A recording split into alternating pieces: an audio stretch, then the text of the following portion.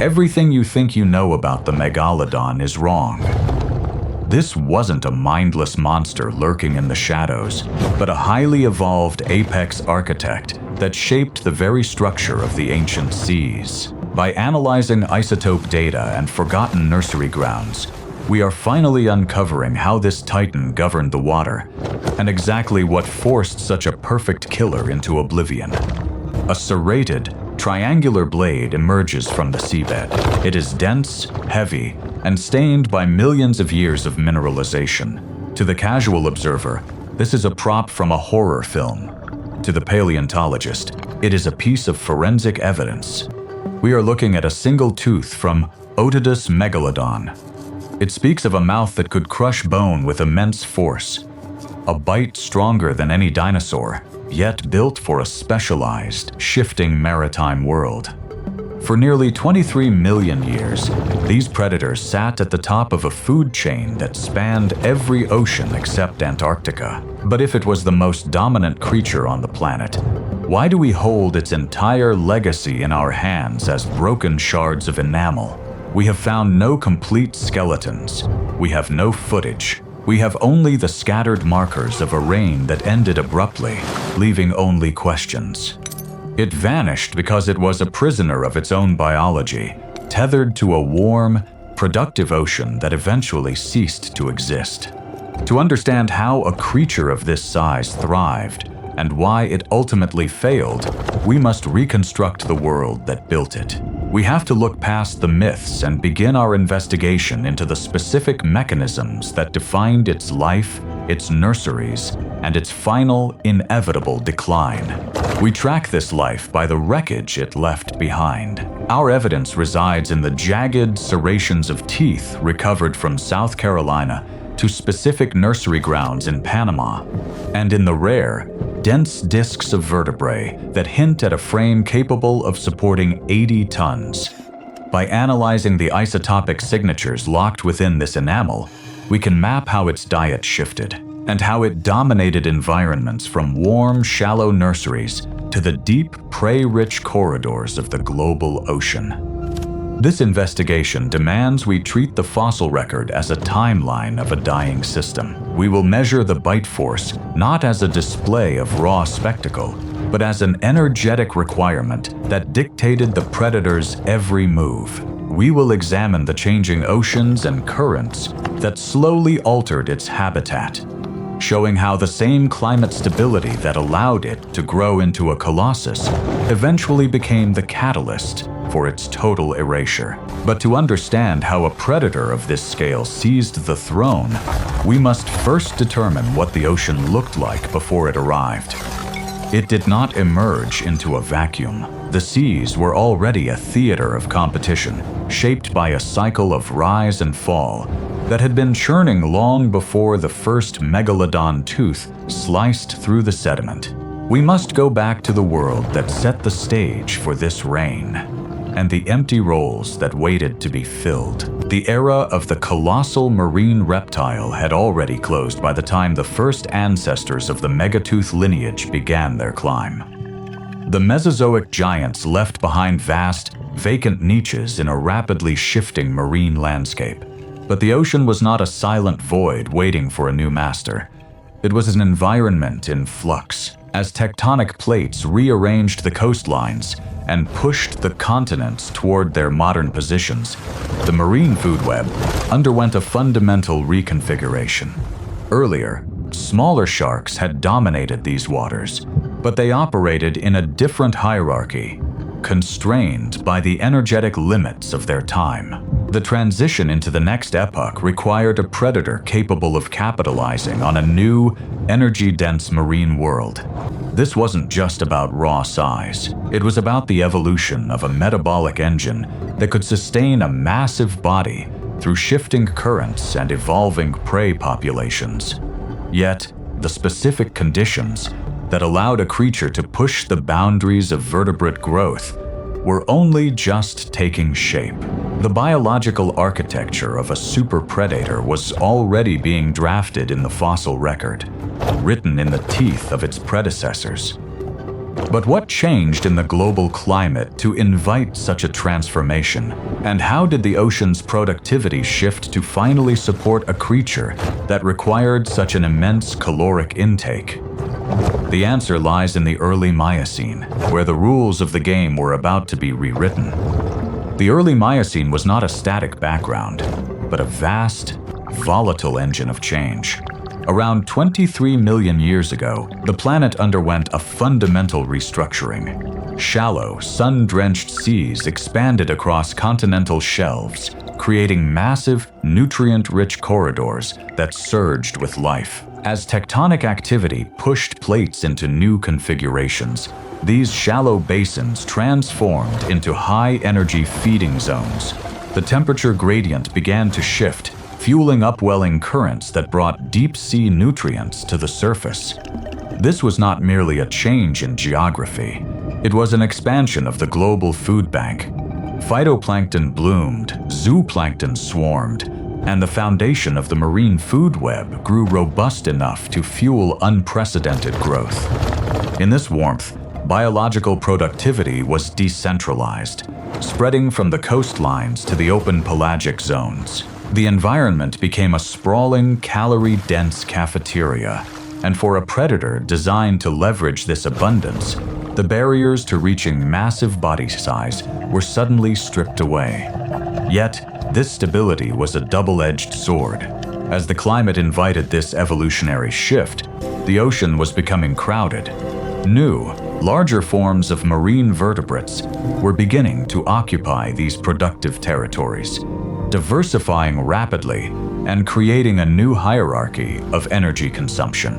If the environment provided the opportunity for a giant to emerge, the presence of these massive, nutrient-packed animals provided the fuel.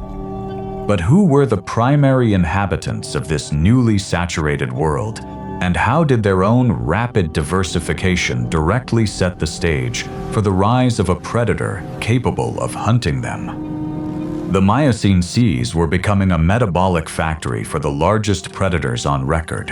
As the oceans teemed with new lineages of baleen whales, dolphins, and sirenians, the food web shifted from an environment of generalist scrapers to a concentrated high-calorie buffet. This wasn't just a population boom. It was a fundamental change in available energy. Large marine mammals represented massive, mobile fuel tanks packed with the lipid-rich blubber necessary to sustain the extreme energetic demands of a massive apex predator. Every ton of prey provided a specific incentive for a predator to grow larger, sharper, and more efficient at harvesting those calories. The pressure was relentless. To secure these nutrient-dense meals, the ocean's top carnivores had to evolve beyond the constraints of their predecessors. They needed to move faster, bite deeper, and bridge the gap between scavenging and strategic, high-stakes hunting. As whales grew, so did the jaws that tracked them. This arms race transformed the marine landscape into a theater of size and force. Yet this trajectory toward gigantism required a specific biological blueprint to sustain it. If the prey provided the raw energy, the predator needed an ancient, established lineage capable of transforming that fuel into absolute dominance. The rise of this giant wasn't an isolated mutation, but the culmination of a deep-time success story rooted in a singular, specialized branch of the shark family tree, a lineage that had been perfecting its predatory mechanics long before the first whale even breached these widening seas. We call this giant Otodus Megalodon, but for generations, the scientific record was clouded by a case of mistaken identity. Because of the jagged, serrated edges of its teeth, early researchers placed this shark in the same lineage as the modern great white. They saw a resemblance in the serrations and assumed a direct ancestral link, a relationship that would imply this giant was merely a localized, scaled-up cousin of the apex predator we know today. Yet, as forensic scrutiny of the dental anatomy deepened, that consensus collapsed. The serrations and physical structure point to a distinct evolutionary path. The family, Otodontidae. This was not a lineage of great whites, but a separate, ancient dynasty of apex specialists that had been refining their predatory blueprint for millions of years before the first great white ever appeared. By decoupling Megalodon from its perceived modern relative, we uncover a more precise, isolated reality. It was not a derivative of a known modern form, but a biological experiment in massive scale that ultimately diverged from the branch that led to today's sharks. This detachment forces us to look closer at the teeth themselves, not as simple mirrors of the present, but as the only surviving evidence of a unique extinct design that pushed the limits of marine physiology. But if these serrated blades reveal a lineage entirely apart from the modern shark, what was the primary driver that caused this specific branch to accelerate its growth? The answer lies in an arms race that escalated far faster than any previous predator had ever demanded. The evolutionary arms race drove a distinct transformation in dental design. Early ancestors in the lineage possessed lateral cusplets, small side teeth remnants that vanished as the main blade became broader, more robust, and more heavily serrated. These were not merely adaptations for biting. They were specialized tools for shearing through the dense blubber and thick skeletal structures of the diversifying whale populations. As marine mammals ballooned in size during the Miocene, the pressure to optimize these serrations for maximum tissue destruction became the defining selective force. A shark that couldn't process energy efficiently from large-bodied prey simply could not meet the metabolic demands of its own gigantism. The sheer warmth and nutrient density of Miocene coastal zones provided the fuel for this escalation. These shallow, productive corridors functioned as a consistent engine, supporting a massive biomass that allowed Otodus Megalodon to reach lengths exceeding 20 meters. But this specialization created a dependency. Because the shark's physiology was hardwired for high-calorie intake, its distribution was tied directly to the stability of these prey-rich environments.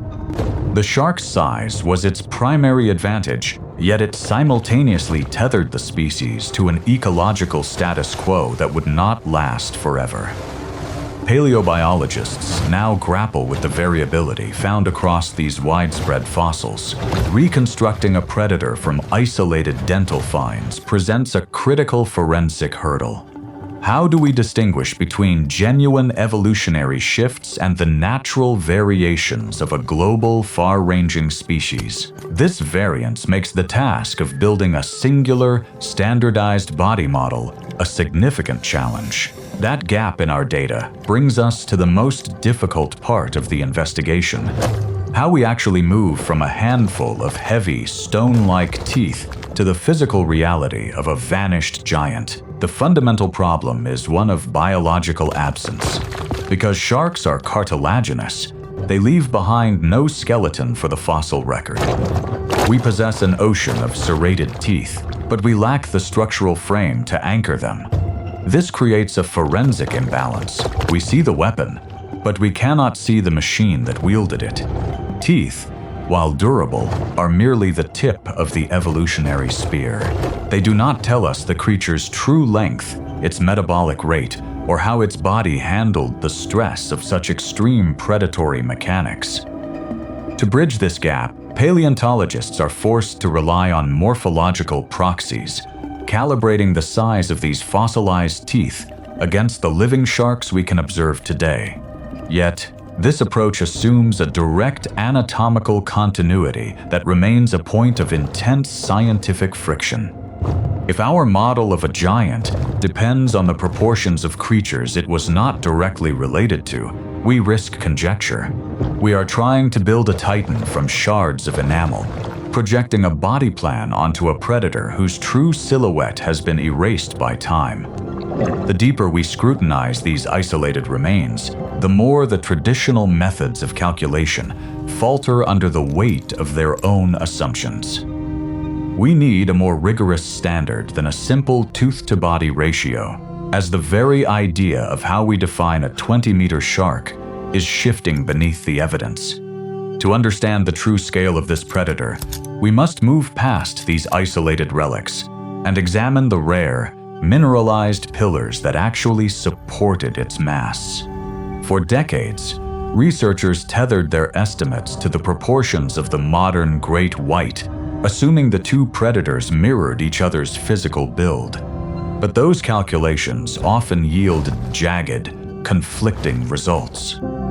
When you scale up a great white's anatomy, the proportions become strained. The shark grows in length, but lacks the sheer, heavy-duty mass required to survive in an era of massive, high-calorie prey. This reliance on the great white as a direct biological proxy was a mistake, a byproduct of visual similarity rather than evolutionary reality. Today, the consensus is shifting. By moving away from simple tooth-to-body ratios, paleobiologists are applying broader anatomical modeling that accounts for a more robust, powerful physiology. In this new light, the range of 15 to 18 meters appears as a reliable, grounded estimate for the typical adult. Yet, as we push into the upper limits of what the fossil record allows, some datasets suggest a more extreme potential. Occasional, rare specimens point toward 20 meters, and even up to 24 meters in length, though these are viewed by the scientific community as upper-end extreme possibilities rather than the uniform standard.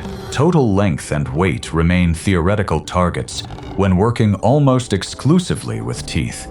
We have the serrations and we have the bite, but we lack the flexible, structural anatomy that connected those jaws to the rest of the body.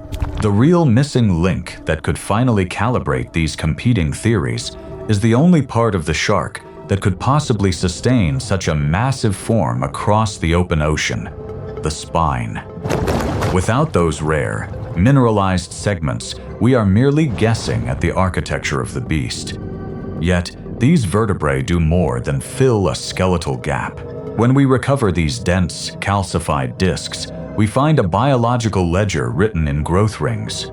Much like the rings of a tree, each layer of a Megalodon vertebra records a year of life, allowing scientists to track how rapidly the shark reached sexual maturity and how many years it might have prowled the Miocene waters. This is the pivot point from shadow to substance. By analyzing these internal structures, researchers have pushed past the limits of simple tooth-based modeling. One rare, 9-inch wide specimen salvaged from the fossil record serves as a default for this shift, providing the physical anchor needed to validate the upper-end size projections of 24 meters. It forces a complete reassessment of the animal's sheer biological capacity. These massive spines imply internal mechanics built for something far more complex than just cruising. It implies a high-energy architecture, one demanding a level of predatory efficiency that could only be achieved by a body designed for immense, unrelenting physical power. So, what was the actual shape, strength, and utility of that colossal frame? To support that mass, the shark had to overcome the drag inherent in its own scale. Rather than a sluggish giant, fossil evidence points to a body built for sustained, long-distance patrol. The vertebrae, dense and specialized, suggest an anatomy optimized for an active, high metabolic lifestyle, the kind of machine required to canvass vast oceans in search of patchy, high-energy prey. This was no sedentary lurker. Megalodon likely functioned as a transoceanic hunter, moving through temperate and tropical water columns, with efficiency that belied its size. It maintained a constant, rhythmic pursuit driven by a biological engine that demanded total mobility across entire basins. This need for constant movement explains its wide cosmopolitan range. It couldn't afford to remain stationary when its fuel source shifted with the tides and climates of the Miocene. It was a body shaped by the reality of its territory. If you are the largest predator in the water, you cannot simply wait for food to swim by. You must be able to reach, track, and ultimately intercept prey that is itself capable of impressive speed. This architecture, however, created a unique vulnerability. A predator that requires such a massive, constant caloric intake is a slave to the productivity of the marine environment it inhabits. If the oceans cooled or the prey distribution fragmented, that high-energy, active lifestyle would suddenly turn from an evolutionary victory into a structural liability. But before the environment began its slow decay, there was the moment of impact. The anatomy we are reconstructing wasn't just built for swimming. It was engineered to apply a level of pressure to its targets that the ancient seas had never before witnessed. With a peak force estimated between 108,100 and 182,200 newtons, this predator exerted a crushing capacity that eclipsed the bite power of even the most formidable land carnivores. But this raw atmospheric pressure was only the engine. The true devastation lay in the specific architecture of the delivery system. The teeth were not simply daggers. They were massive, serrated triangles designed to slice through thick layers of blubber and cartilage, functioning like a biological saw. This geometry favored a specific brutal strategy. Rather than a simple grip, the shark utilized a precise cutting motion. As the jaw closed, the force distributed across these serrated blades, effectively shearing through high-density tissue in a single, efficient pass. This mechanical advantage required a highly specialized skull structure, capable of bracing against the stress of such enormous bites without fracturing. The jaw functioned as a synchronized lever, allowing for the rapid closure necessary to secure thrashing prey that was itself massive and powerful. This capability to neutralize targets far larger than itself forces us to consider the mechanics of its hunting strategy. How did it transition from a localized, high-pressure ambush to processing such enormous armored prey? The secret isn't found in a textbook, but etched directly into the bones of the victims it left behind. We see the results of these interactions on whale vertebrae and flipper bones unearthed from Miocene strata, where deep, serrated gouges reveal a pattern of surgical violence. These aren't random scrapes. They are intentional, concentrated strikes against the skeletal anchors of the prey's locomotion and respiration. Megalodon didn't just barrel into its victims, it crippled them. By targeting the rib cage and the trailing edge of the pectoral flippers, the shark effectively grounded its prey, rendering even the fastest whales sluggish and vulnerable to repeated, high-force shearing. The physical evidence suggests a calculated economy of motion. Each mark shows how those massive serrated teeth were optimized to shear through blubber and bone alike, severing vital vessels and muscle attachments with clinical precision. Yet, these fossilized battles rarely show a clean execution. Many bones display clear signs of healing, indicating that some whales survived the initial contact, while others bear the hallmarks of persistent scavenging, a lingering presence of the predator long after the first strike. This behavior implies a tactical endurance, where the shark relied on the shock of the injury to drain the energy of its target before moving in for the final consumption. This brutal, efficient mechanism turned the ocean into a theater of calculated risk. But if it operated with such singular efficiency, why does the archaeological record show such a vast, chaotic overlap in the types of prey it hunted? We must look past the image of the monolithic whale eater to understand the true, flexible reality of its diet. The fossil evidence reveals a predator that was far more opportunistic than a specialist whale hunter. Its dietary landscape stretched across a broad, heterogeneous menu that shifted with geography and season. In the warm shallows, we find isotopic signatures pointing to a life sustained by a smorgasbord of coastal riches. Beyond the larger targets, they were hitting schools of fish, sea turtles, and even smaller sharks. This was a truly widespread predator, capable of patrolling across vast latitudes and adapting its hunting strategy to whatever calorie-dense prey occupied the current basin. This behavior reframes our understanding of its dominance. It wasn't merely a brawler hunting behemoths, it was a manager of marine energy. By maintaining such a varied diet, it could colonize productive zones across the globe, from the coasts of the Americas to the distant basins of the Pacific. Sustaining such a massive metabolically active body demanded a continuous, massive caloric intake, estimated at over 100,000 calories per day. This created a rigid biological ceiling. If the density of the food web dropped, or if the energy cost of patrolling thousands of miles of open ocean outweighed the return of a kill, the system fractured. This extreme versatility reveals a paradox. To support a body of such staggering volume, even a highly effective, generalist hunter faced an unforgiving biological math.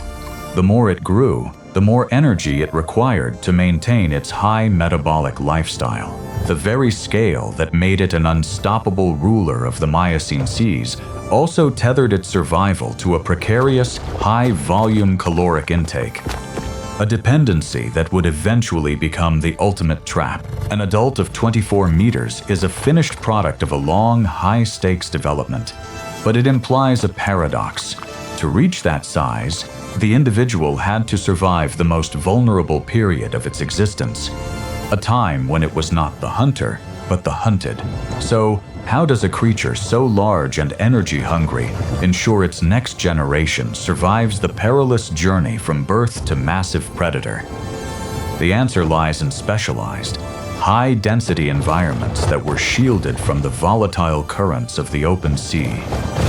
These nurseries were hidden in plain sight, scattered along the sun-drenched fringes of the prehistoric world. Fossil beds in Panama's Gatun Formation provide a rare, intimate look into these protected waters. In these shallow, warm lagoons, female sharks dropped their young into a sheltered cradle where nutrients were dense and predators were few. A juvenile megalodon was a different kind of animal, lacking the massive girth that would eventually define its species. These sites offered more than just an abundance of food.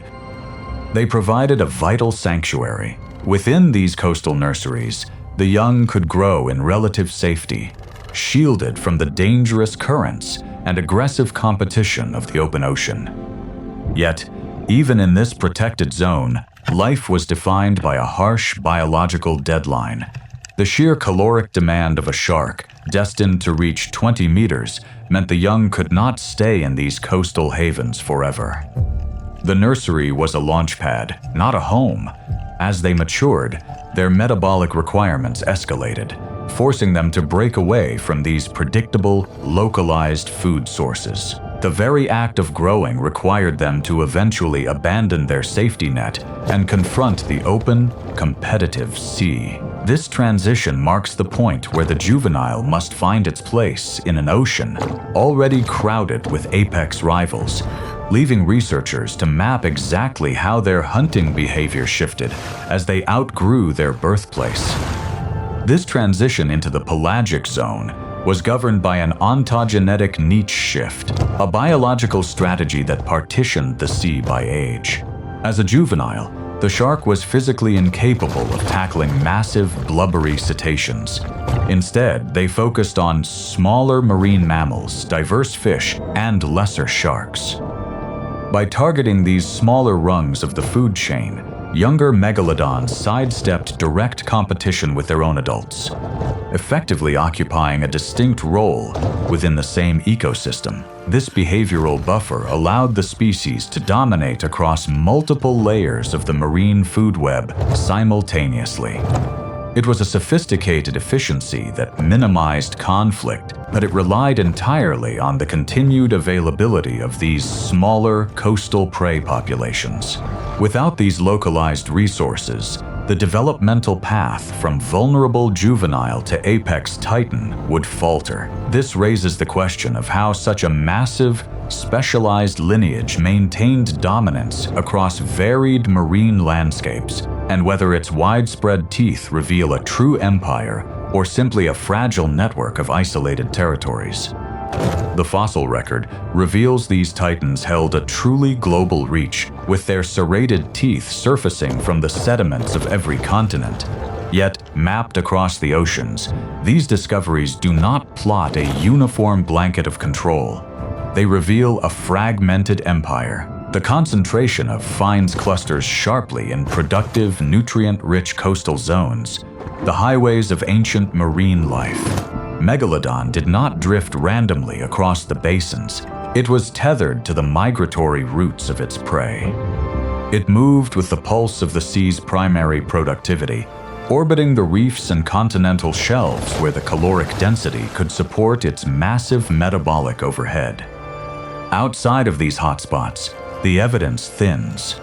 The ocean is not a homogeneous soup. It is a patchwork of biological deserts and oases. This reliance created critical weak points in its distribution. If the currents shifted or the localized bloom of prey withered, the shark could not simply wait for a recovery. It was a specialist in excess, built to exploit high-energy corridors, leaving it tethered to the most volatile regions of the prehistoric ocean. Its reign was a high-stakes calculation of energy expenditure versus return, a predatory lifestyle that allowed it to dictate the terms of survival across the Miocene. This very reliance on specific, prey-dense environments suggests Megalodon's grip on the ocean was more conditional than its massive size implies. But as the geography of the marine world began to reorganize, the stability of these primary hunting grounds faced an unprecedented test. To understand the true arc of its dominance, we must look at how this shark forced an evolutionary response from the entire marine world it patrolled. This ecological pressure reshaped the entire Miocene ocean. As the dominant force, Megalodon did more than just consume. It dictated the survival strategies of the creatures it shared the sea with. Smaller marine mammals were forced into shallower, more cluttered habitats to evade detection, while larger whales evolved increased sizes or faster escape bursts, a classic evolutionary arms race driven by the presence of a super predator. The fossil record captures this tension in the scarred ribs of early whales, etched with the specific, serrated bite marks of a shark that viewed them as a primary food source. Yet, this was not a static kingdom of one. Throughout the Middle Miocene, Megalodon shared these same productive corridors with other hypercarnivores, some of which were just as aggressive and equally massive. To fully appreciate why this giant eventually faced a narrowing window of survival, we have to recognize that it didn't occupy a private throne. It lived in a crowded, high-stakes arena where the rules of engagement were dictated by a few truly heavyweight hunters. We must ask not only why Megalodon vanished, but how it managed to coexist with competitors that were already perfectly adapted to the same calorie-hungry lifestyle. We see the footprints of this rivalry in the remains of ancient oceans, where Megalodon teeth are found alongside the remnants of rivals that were not just scavenging, but actively hunting the same high-value prey. Nowhere is this rivalry clearer than in the presence of macroraptorial sperm whales like Liveton. While we often imagine Megalodon as the sole undisputed sovereign of the Pliocene, the fossil record reveals a far more crowded apex arena. Leviathan, a predator equipped with massive, interlocking teeth capable of crushing bone, operated in the same productive waters. They were not merely side characters in a Megalodon world.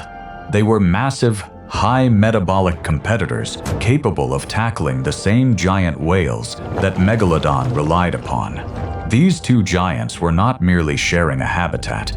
They were effectively locking horns in a perpetual, multi-million-year resource war. Where their ranges overlapped, the intensity of hunting must have been staggering. A whale carcass was not just a meal, It was a focal point of intense, violent competition. Evidence on fossilized whale bones suggests that Megalodon was frequently challenged for its catch, forcing it to expend even more energy to secure its territory. This was an ecosystem at its physical limit, packed with too many superpredators to sustain indefinitely. But this competitive landscape was not static. The very stability that allowed these titans to grow to such impossible proportions was beginning to fracture, leaving both species vulnerable to a shift in the world itself. The changing ocean conditions meant that for a giant dependent on consistent, high-energy returns, the environmental margin for error was shrinking towards zero. For millions of years, that biological blueprint held steady. The shark remained a prisoner of its own excellence, tethered to high-productivity corridors and the specific, shallow thermal envelopes required to fuel its nursery sites. But nature is rarely static. The very global currents that delivered nutrients to the coast and across the mid-latitude basins were beginning to reorganize. As the Miocene transitioned toward the Pliocene, the subtle, steady pulse of the ocean, the rhythmic upwelling of life-sustaining minerals, began to stutter, leading to a major reorganization of global currents and nutrient delivery. The danger for a predator of this magnitude was not immediate starvation, but a loss of efficiency. Megalodon had evolved to occupy a specific energetic niche. It required vast quantities of high-calorie, fatty prey to maintain its metabolic heat and mass. If the prey moved, the shark followed, but the shifting geography of the world was fragmenting those formerly reliable hunting grounds. The shallow, warm water shelf systems that once acted as the engine of its growth were no longer as predictable. Researchers are now looking closer at the physical records left in the sediment, mapping the disappearance of these ancient teeth against the changing climate of the era. They see a pattern, but it isn't an abrupt wall. It is a slow, tightening squeeze on the apex. How did this changing world alter the life cycle of these giants? And did shifting sea levels trap them in environments that could no longer support the next generation? The answers lie hidden in the geological record, waiting to reveal how the geography of a planet can dismantle an empire built of muscle and bone. That slow disintegration of Miocene stability wasn't triggered by a single cataclysm, but by the relentless ticking of geological time. As the Pliocene epoch dawned, stability eroded. The expansive, shallow seas, once the hyper-productive nurseries for the young, began to retreat as sea levels fell. This wasn't a sudden, cinematic vanishing. It was a grinding, generational erosion of the very habitats that allowed these massive predators to recruit their next generation. Without the warmth and nutrient density of the broad shelf seas, the survival rate of juveniles plummeted. The empire was being starved from the bottom up. As the oceans reorganized, the warm water corridors that had served as the lifeblood of this species began to fracture. A shark built to patrol a global network of stable, high-calorie hunting grounds suddenly found its range shrinking. The connections between population centers weakened, and the steady, caloric surplus required to sustain an 80-ton metabolism became harder to secure. This was a mismatch between a specialized biological machine and a planet in flux. The environment was shifting away from the predator, yet the predator remained tethered to an evolutionary design that demanded total environmental luxury. As these ecosystems frayed, a larger tectonic movement accelerated the decline. Deep in the Central American tropics, the seafloor was rising, threatening to close a marine gateway that had kept the world's currents and the predator's food supply flowing as they had for millions of years. The slow tectonic rise of the Isthmus of Panama began to stitch the Americas together, a geological event that effectively throttled the Atlantic-Pacific transit. For millions of years, this seaway acted as a metabolic artery for the world's oceans, facilitating the heat and nutrient exchange that kept the tropics teeming. By closing this gateway, tectonic plates effectively rerouted global currents, fundamentally altering the thermal signature of entire basins. The water that had once remained predictably warm across vast corridors began to chill and stratify. This shift wasn't a sudden cataclysmic drop.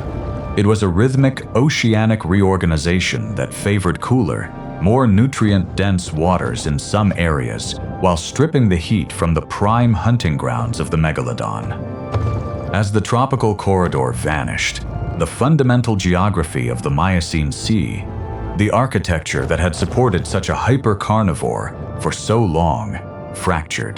The species was now pinned to a biosphere that was no longer static.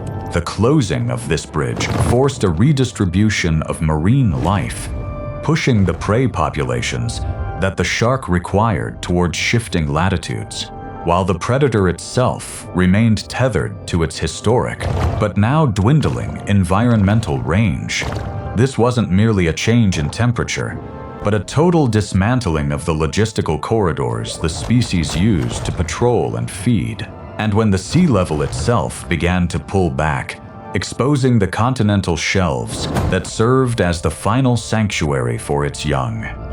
As the shallows retreated, the geography of survival fundamentally fractured. These nearshore nurseries, the lifeblood of the species, were highly sensitive to shifts in sea level. When these productive, sun-drenched basins dried up or transitioned into cooler, less hospitable habitats, the developmental pipeline for the next generation stalled. Adult sharks could potentially range further afield, but newborns and juveniles were tethered to specific, energy-rich corridors. Without these protected pockets, the recruitment rate into the adult population plummeted. It was a demographic slow-motion collapse. With fewer adolescents reaching maturity, the species began to hollow out from within, losing the ability to sustain its numbers through sheer numerical replacement. The loss of these stable nursery sites didn't just impact a single cohort. It signaled a creeping failure of the species' long-term reproductive strategy. As the near-shore environment withered, a wider crisis unfolded in the open basins. The very animals that once fueled this predator's high-calorie life were also caught in the currents of change. As marine productivity patterns migrated away from the equator, the massive whales Megalodon relied on began to disappear from their traditional hunting grounds, forcing the world's largest predator to chase an increasingly elusive food source across a thinning ocean. This shifts the balance of the ocean toward a state of ecological hunger. As the nutrient-rich Miocene seas fractured, the massive baleen whales that supported such a predatory giant moved into higher, cooler latitudes to follow localized booms in productivity. Megalodon found itself locked into a metabolic trap. It was a warm water specialist with an 80-ton body, suddenly tethered to equatorial zones that were becoming increasingly barren. The distance between high-calorie feeding grounds widened. For a predator built for the short burst, high-impact strikes needed to disable giant cetaceans. The energy expenditure required to migrate between these now isolated hunting corridors became an impossible task. It wasn't just that the prey vanished, the efficiency of the hunt collapsed. Every kilometer traveled in search of a meal burned more calories than the average hunt could replenish. This created a trophic mismatch that hit the species at every stage of development. The juveniles, which had evolved to rely on shallow water safety, found their nursery corridors physically disappearing as sea levels retreated and coastal habitats lost their stability. Recruitment rates dropped. With fewer offspring surviving to adulthood, the population began to thin from the bottom up. As the species faced this mounting biological squeeze, it was not the only shark feeling the pressure of a changing sea. Other predators, smaller and far more flexible, began to assert themselves in the tightening gaps of a failing ecosystem. The most direct challenger emerged not from a different class of predator, but from within the ranks of the sharks themselves. Recent analysis of zinc isotopes in fossilized tooth enamel has peeled back the curtain on this ancient power struggle, revealing a startling overlap in the diets of apex species. While we often envision the great white shark as a relative successor, isotopic signatures tell a grimmer story of direct competition. Both the smaller, more agile great whites and the massive otodontids were hunting the same mid-sized marine mammals, carving up the same limited resources in a changing ocean. This was no clear-cut displacement. As sea levels fell and prime hunting grounds shrank, the larger, less specialized Megalodon found itself forced into a rigid, energy-demanding lifestyle, while its smaller rivals displayed far greater adaptability. The data suggests that these two predators were locked in a zero-sum game, vying for the same calories across the same hunting corridors. This was not simply a case of a shark outgrowing its own niche. It was the arrival of a faster, more flexible competitor capable of thriving on lower energy intake. The Megalodon was a high-performance machine built for a specific vanished world. And in that tightening arena, the competition was no longer just for territory. It was for survival. Even as this trophic pressure mounted, a more fundamental question regarding its biology remained. We have long relied on assumptions about how this predator maintained its internal engine, but recent evidence suggests its metabolic reality was far more complex than a standard shark's, creating a physiological bottleneck that may have finally broken its resilience. For decades, we viewed this predator through the lens of cold-blooded sharks, assuming its internal temperature mirrored the surrounding environment. But to patrol the global basins it claimed, Megalodon required a high-octane engine. It likely utilized regional endothermy, the ability to generate and retain internal metabolic heat within specific organs like the brain and swimming muscles. Elevating its body temperature above the ambient water granted superior muscle power and swifter nerve conduction, providing a lethal edge in temperature-variable currents. This physiological adaptation transformed it into a high-performance machine, capable of sustaining the metabolic demands of its massive size. This sophisticated heating system, however, was an evolutionary double-edged sword. Maintaining a core temperature significantly higher than the sea requires a constant, massive influx of calories. In the stable, warm waters of the Miocene, the trade-off was worth every bite. As the Pliocene climate continued to shift, the energy cost of maintaining that internal furnace skyrocketed. Every drop in ocean temperature forced the shark to burn through more of its stored energy just to stay operational. The very physiological advantage that once helped it conquer the world's oceans had become a potential death trap. As the external environment turned against its rigid, energetic requirements, the predator faced an inescapable choice: find more fuel in an increasingly barren sea or succumb to its own metabolic ceiling. This pressure was not just a challenge to its feeding habits, but a foundational collapse of its survival strategy.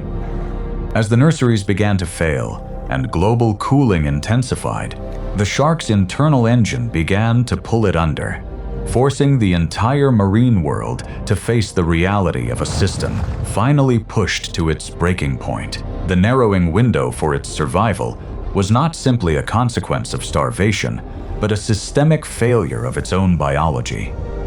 The Pliocene transition forced a radical shift in oceanic energy budgets.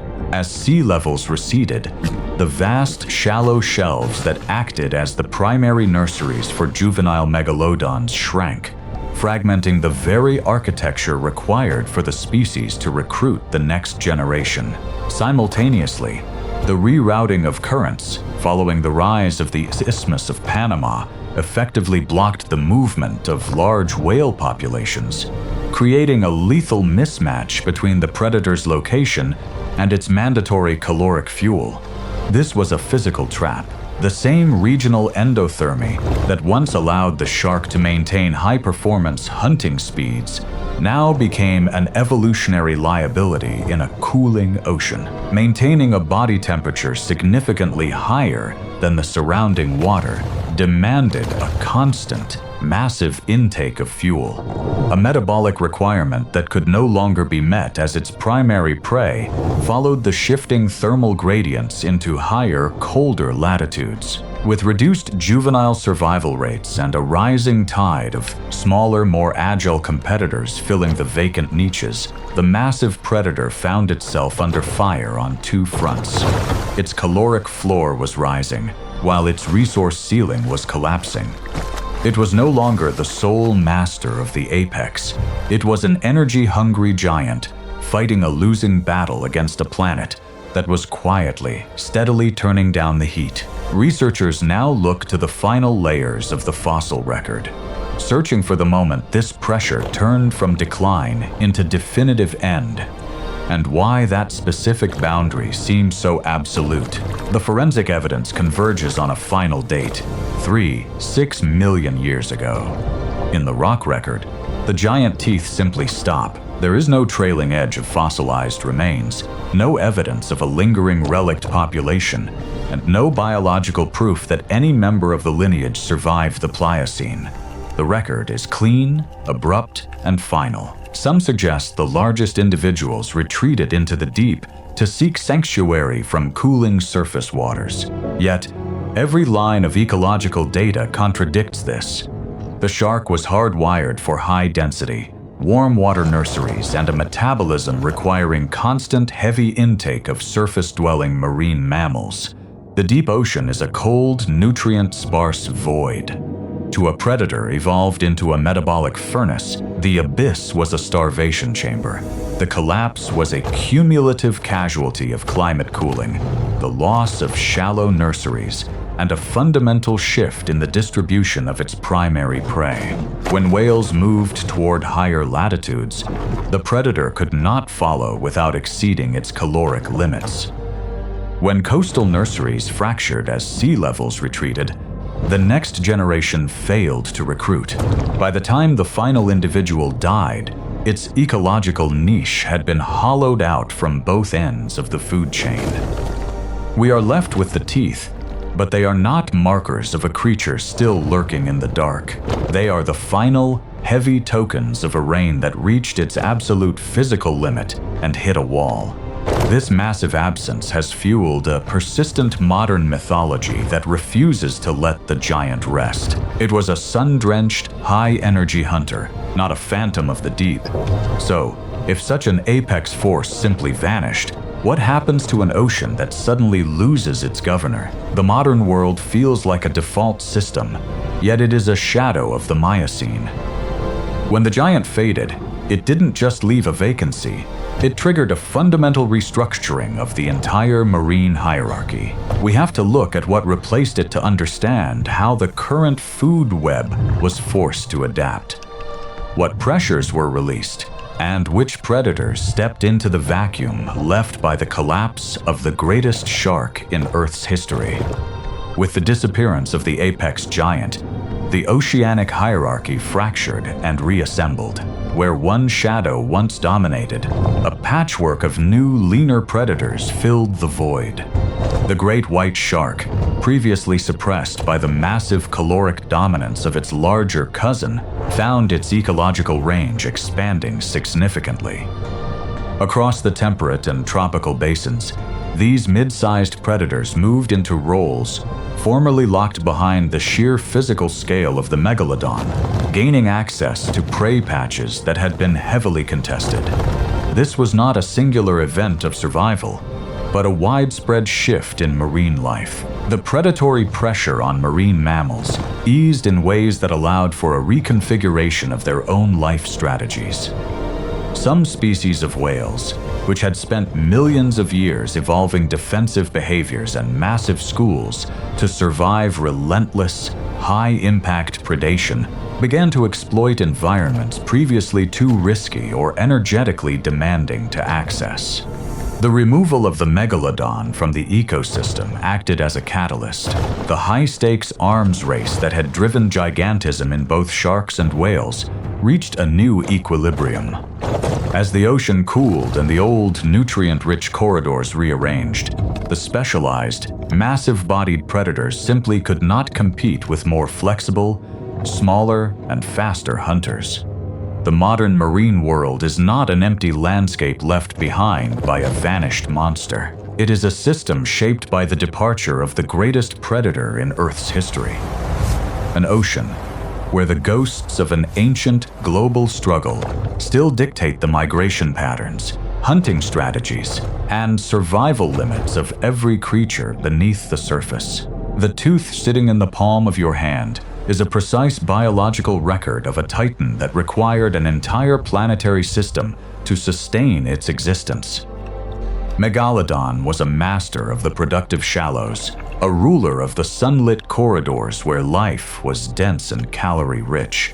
When the currents turned and the coastal nurseries cooled, the species did not simply go home. It ran out of the only fuel it was biologically engineered to burn. Its extinction wasn't a defeat by a rival or a sudden catastrophe, but a final, quiet surrender to a world that could no longer afford the cost of its presence. Today, the tooth serves as a cold, heavy measurement of an era that will never return. We search for monsters because it is easier to believe in a survivor than to accept that Earth once held a predator so finely calibrated to its environment that when conditions shifted, the masterpiece was erased entirely. Its extinction teaches us a hard rule of evolutionary biology. Specialization is a death trap. Megalodon was a high-performance engine that required a specific grade of fuel, and the Pliocene oceans were running dry. When the tropical corridors closed, the primary production of shallow, nutrient-heavy waters plummeted, and the massive, blubber-rich cetaceans that fueled its existence moved toward colder, more isolated high-latitude feeding grounds. The shark had the power to dominate, but it lost the mobility to chase its prey across a planet that was rapidly cooling and fragmenting its essential habitat. This was not a failure of strength or predatory prowess, but a simple, brutal mismatch between the shark's 100,000-calorie daily demand and an ecosystem that could no longer provide the surplus. As the nursery sites drained and the ocean currents reconfigured, the species lost its capacity to regenerate, leaving it trapped in a shrinking territory. The fossil record stops abruptly because the creature literally outgrew its world. By vanishing, it finally allowed the marine food web to reset, creating the modern, more diversified hierarchy that persists today. Consider the sheer gravity of this tooth in your palm. It is a definitive forensic signature of a lost epoch. The silence of the fossil record is the biological reality of a specialized predator that simply could not survive the shift from a warm, nutrient-drenched paradise into the fractured, cooling volatility of the Pliocene. Megalodon remains the undisputed benchmark for predatory scale, a stark reminder that even the most successful blueprint for dominance is beholden to the climate that enables it. Its legend didn't die.